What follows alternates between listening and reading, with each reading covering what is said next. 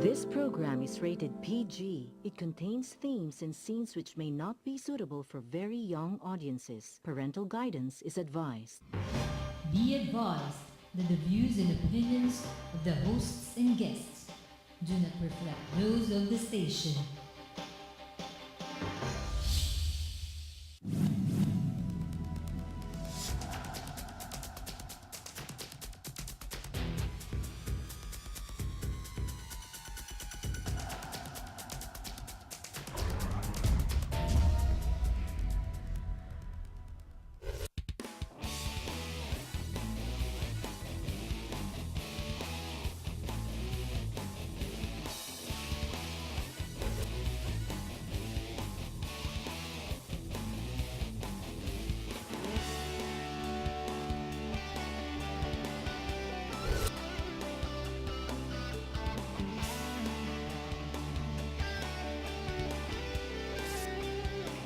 You are what you watch.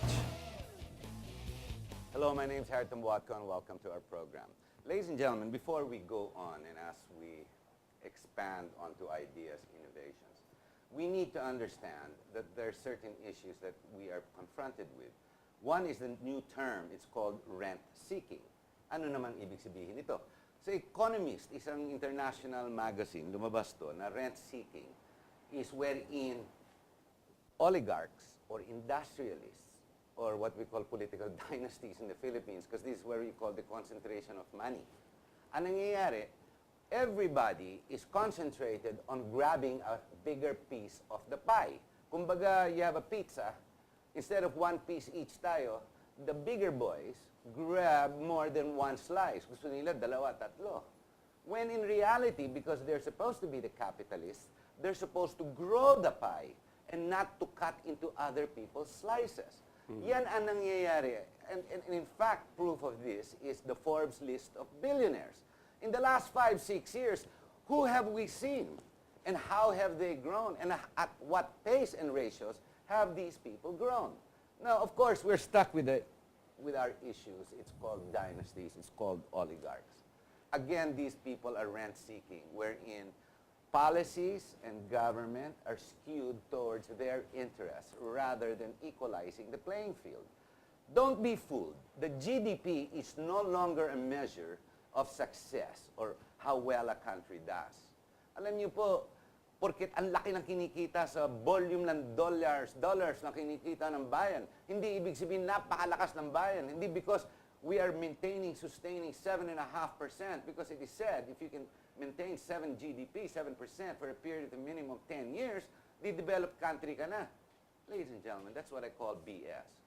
Wait, did I say Aquino? I said BS, not BS Aquino. Pero malapit na yun.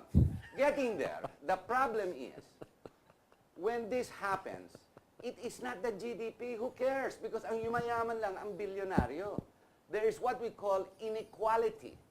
Now, when you have inequality and at its worst, and us being at the top 10 of this inequality ratio, because we really have a lot of poor, then nothing, mind you, is sustaining. What we require is sustainability. And on that note, I'm going to stop politicizing. We're going to go, in this show, we're going to go forward into what we call innovations. Alam mo, nakakalimutan po natin yan, nababasa natin. Itong issue. Tonight, we're going to discuss solar energy, not entertainment. Solar energy. We've read about it, we know about it. We even know about the non-sustainable fuel. Hindi naman pwede habang buhay. But then again, there are scientists who believe, yes, we can extract oil forever and just take it out of Mother Earth. Take it out. And in the bottom, alam mo, ang tawag dyan, it's just getting more hollow and hollow. We don't know the extent of how far that can go and whether it's going to crack the bottom part or the inner part of this Mother Earth. But it doesn't seem right. When you're burning something like fuel and you see the black smoke, tell me that is okay with you. Tell me it's okay for you to breathe that black smoke. See, by itself, there are already symptoms that tell us humans, and dapat naman we evolve to some type of intelligence, that this is wrong. It's got to stop, if not reduce it. It's okay way back in the 50s when we first discovered it, or in the 40s. So from the electric cars, the steam cars, the pressured cars, whatever, we all went into fuel. And now we suffer it. We can't breathe well enough. We're now making the people sick, more sick. Ladies and gentlemen, let's talk about something that is not new. The problem is no one seems to care. And again, even our oligarchs, our industrialists, look elsewhere to make it easier for a quick buck. Let's look at the future. Sit with us and enjoy this discussion. It's going to be about solar energy. With us, we have Rafael Pablo M. Fernando, who's the founder and president of the Integral Transformation Group. That's going to be our topic. His nickname's Buds, and we'll discuss these issues. And we have David Tauli, who's an engineering consultant as well. He's with the, let me see, it's right under his name right now. See, the Electric Lighting Company in Cagayan. He flew in basically for this show. Gentlemen, salamat, you're both here. At least intelligent discussion tayo. Hindi ako magpopolitiko masyado. Mag-innovation na lang tayo. So, Buds, tell us briefly, how do we start this conversation? Solar energy, nasaan ka na? Anong ginagawa mo? Well, yung grupo namin, we started with sustainable development, no? About 5 years ago. Organic agriculture, cooperatives. Yan, dyan nag-umpisa. And then came in this solar energy or renewable energy. I was thinking, okay, I think this is the right time to really get into it, yeah. And then, with the grace of God, I met Dave, who's really the pioneer actually in Mindanao. So, okay, we'll give it a try. Now we're pushing it. We're into the advocacy stage. Pero may kumakagat naman. Yeah. Marami nakikita. Yes, oo. Look, I've seen houses in my village alone, yung completely solar, although the investment is a little heavy in the returns. Correct me if I'm wrong. Ako kasi I went through my analysis. Ang return sa akin was 8 years, average return, because you have to buy the panels, which are the frames. I don't know if the prices are still the same. It averaged about 60,000 plus per panel. Mga 1 meter panels yan eh. And I required at least, I think, 12 or 14. That's assuming my roof is big enough, di ba? And then, the inverter. The inverter is from Texas, which is not easy, it's not cheap. Yun lang alam ko nagmamanufacture. I think you get the same sources, no? Which is about 250K easily. No? And then, of course, the last is the battery, which you may or may not need. Andiyan naman ang Meralco eh. You can revert. Ang tawag dyan, binabalik yung metro eh, di ba? Habang ginagamit mo, umiikot, pag hindi mo ginagamit and you're feeling power, bumabalik yung numero. Di ba? Parang ganun. So at least, that's where you save. Dave, how did you become a professional or an expert on solar? Paano nangyari ito? Well, hindi naman tinuturo yung eskwela eh.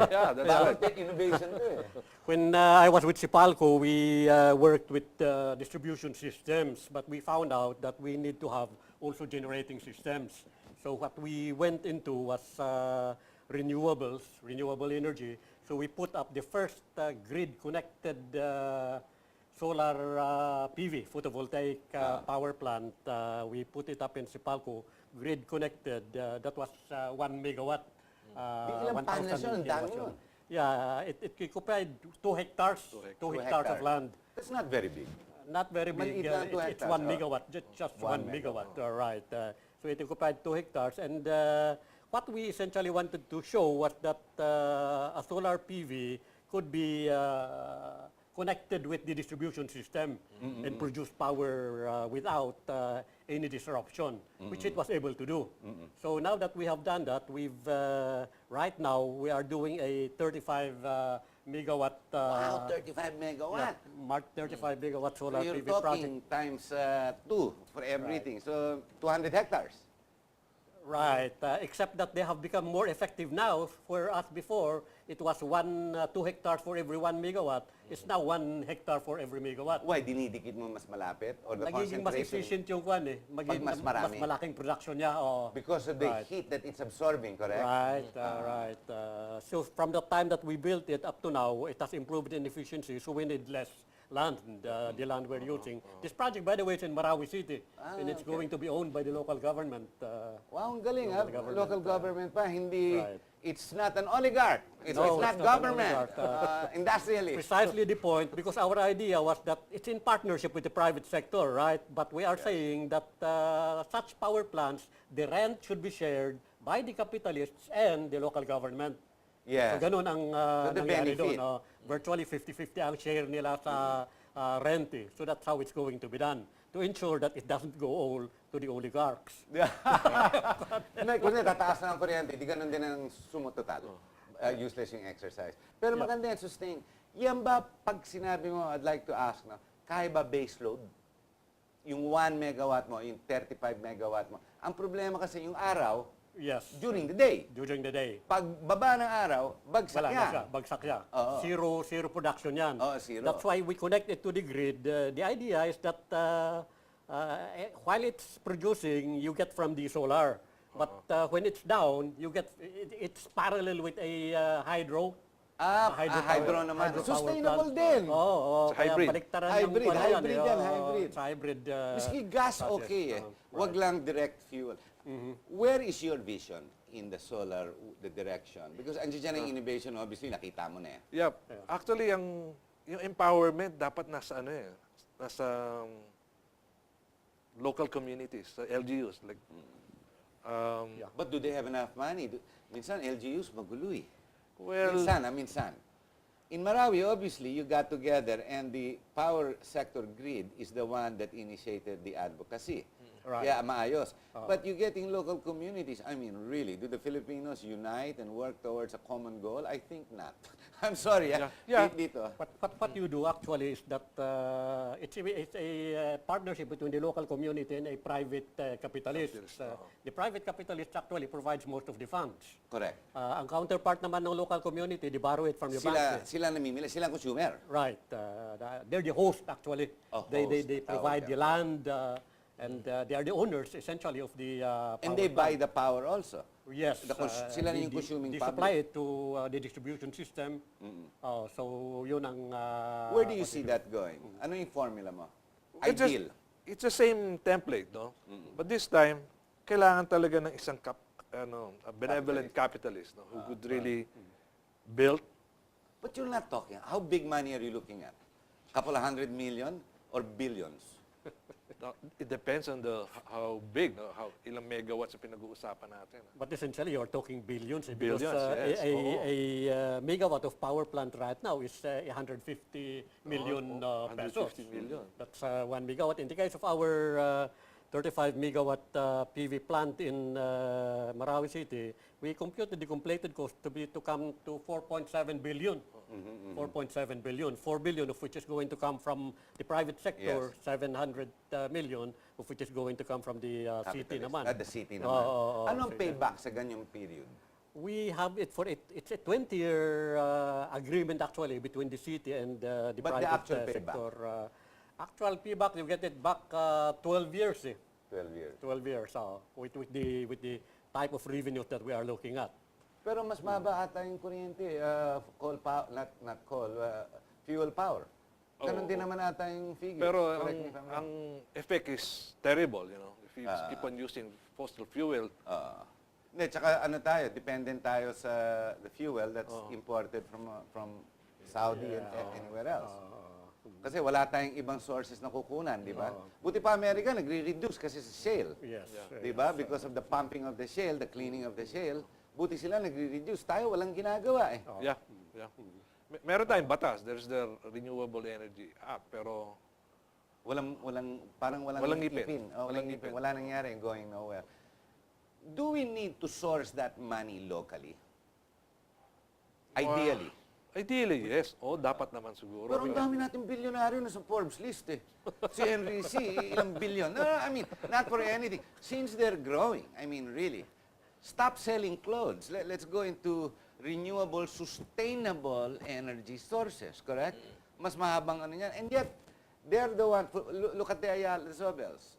Well, they're in real estate. Are they in power? I think they are. The Lopezes are in power. Yes. Dapat pasukan nila yan kaysa magtayo ng mas maraming pang fuel dependent. Yeah. Di ba? That's right. Even Because Meralco coal- should go in.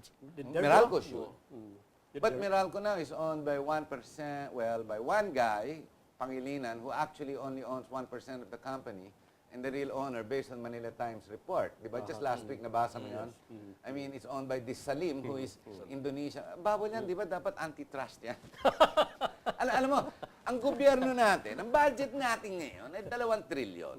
I mean, not for anything. And it's growing. Yes. This is the formal sector, where in government, where you have a fisherman that fishes in the water, and governments in the other side fishing behind the fisherman based on his catch. Di ba? Yes. Tinitira tayo based on taxes. But seriously, money is only a bridge towards a betterment of a community, correct? True. So it's Yeah. not, if the payback is 12 years, so be it.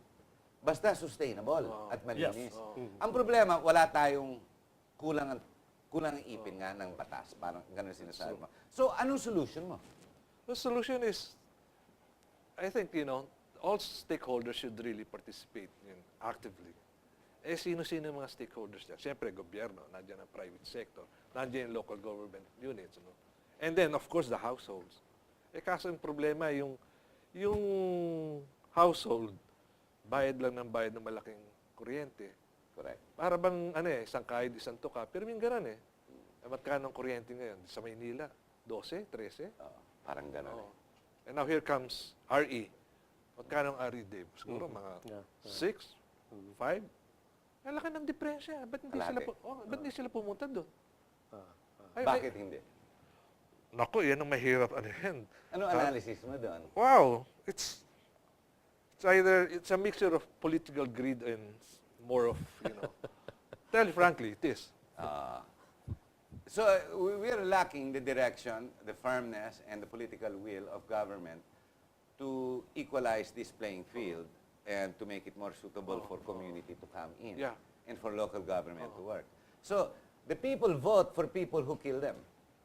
Literally, to make life miserable for them. Right. Parang ganon. So kailangan pala natin, susunod na leader, hindi ampaw. Tama si Osmeña, tama lahat sila.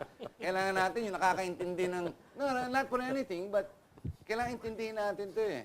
Di ba parang hindi naintindihan ng taong bayan na whether we like it or not, ito naman magiging direction eh. Where do you think energy is gonna go to more? Is it wind, solar, hydro? We already have a combination of hydro. We have gas, coal, and of course fuel. Fuel is what kills us. Coal is what, well, coal and gas dirty the environment. And they're both running lower, di ba? Well, hydro is good, but kung nawala naman ng tubig, patay. Ganun nangyayari sa Mindanao. Yeah. Parang ganun nangyayari ngayon, di ba?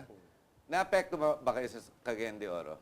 Yes, well, not Cagayan de Oro City itself, because when I left, we already placed enough generating plants to take care of any contingencies. So walang brownout sa Cagayan de Oro. But all over Mindanao, naapektuhan. Kaya pala hindi ko naririnig si Rufus, no, nagre-reklamo. Si Ano? Rufus Hindi siya magreklamo. sa CDO kasi yan eh. We provided him enough power, walang brownout Oo, sa hindi, kanila. magre-reklamo parati. Right. Hindi, para maganda, ubusin mo yung kuryente niya para all the more he can mobilize. Kasi, I mean, he's got a big mouth. He can mobilize a lot of people. I mean, and he's very effective at doing this. But certain areas in Mindanao, considering you have one of the biggest water sources, di ba? Yes, the lake. The lake, no? The marsh. Lake Lanao, yeah. The marsh. Dapat yung kaya-kaya na, but for Yes. some reason, It's not developed. yeah, tsaka yung downline, di ba, ang daming generator plants, parang hindi na naasikaso, na-maintain. Correct me if Yes. I'm wrong. Yes. And all they had to do is maintain that, okay pa rin. Yeah. Yes. Oo. Yes. Where do you think is going to go in the future? More to solar or more to water? Hydro? I think it's more on solar. Solar. Kasi umiinit, ano? Oo, talagang. Diyan eh. Nandiyan na siya. Oo. And then probably more on yung efficiency ng solar. Yeah.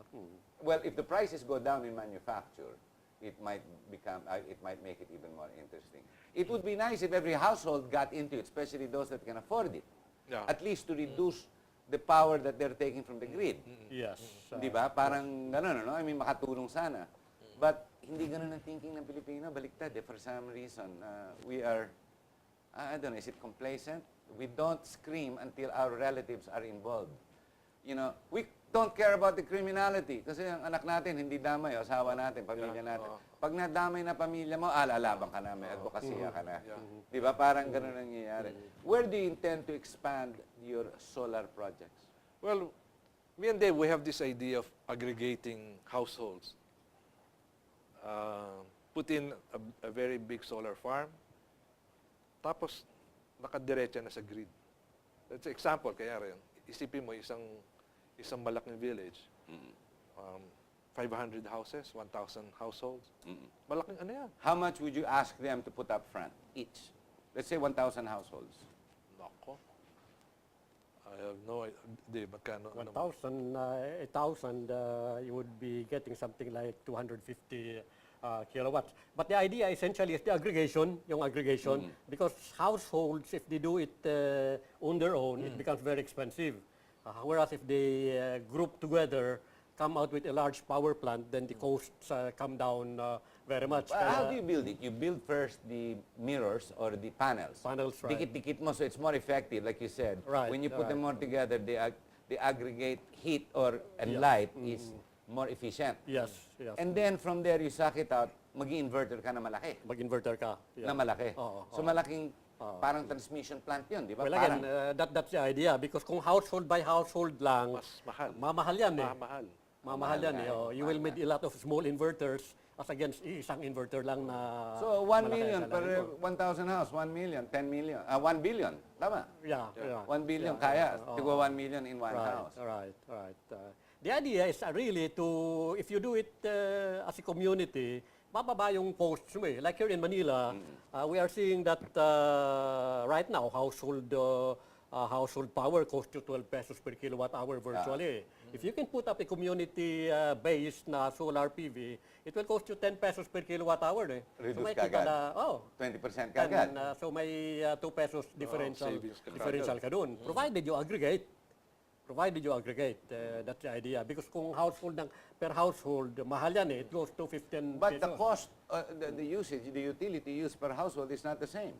It's not standard. One might use more power than the other. Yan ang Yeah, nagiging but the problema. average per kilowatt hour cost It's the mo same. eh, 12 pesos yan eh. So it doesn't matter naman. Uniform. Bahala ka, you pay more. If, Right. Kung you use more, you pay more. Right. But the cost that you purchase, bababa. Bababa. Bababa. That's the selling point. Na if you go solar as a community, instead of paying 12 pesos per kilowatt hour to Meralco, you pay 10 pesos per kilowatt hour to the government, if it is the government that puts it up. Correct. Yung ganun ang idea. No? The idea is to bring the development of power from the capitalists to the community. Parang sila na mismo eh. Sila magiging kapitalista. Right, in effect. Ganun talaga.